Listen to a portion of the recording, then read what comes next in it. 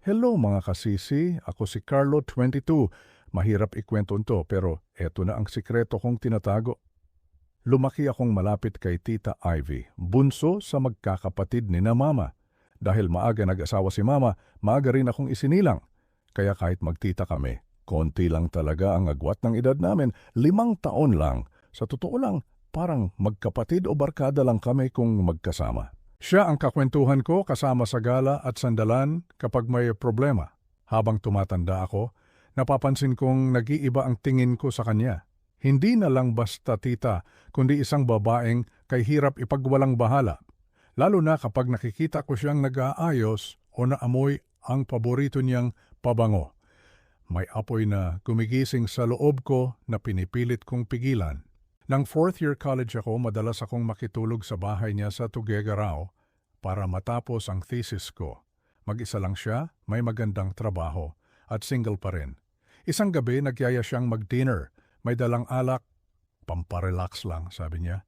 Habang nagkukwentuhan, bigla niyang tinanong, bakit wala ka pang girlfriend? Napatawa ako. Wala pang pumapansin, Tay.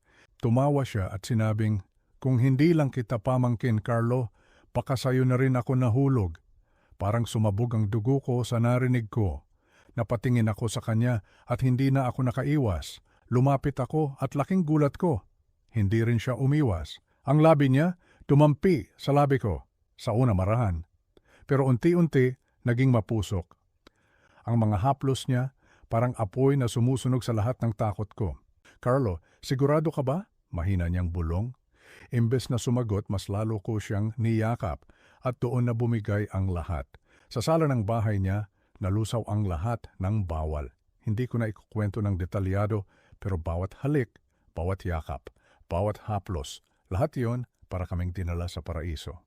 Pagkatapos, nakahiga ako sa dibdib niya, ramdam ko ang tibok ng puso niya.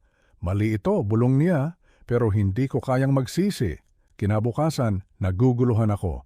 Oo, bawal. Pero paano mo tatawaging mali ang isang bagay na pakiramdam mo'y totoo?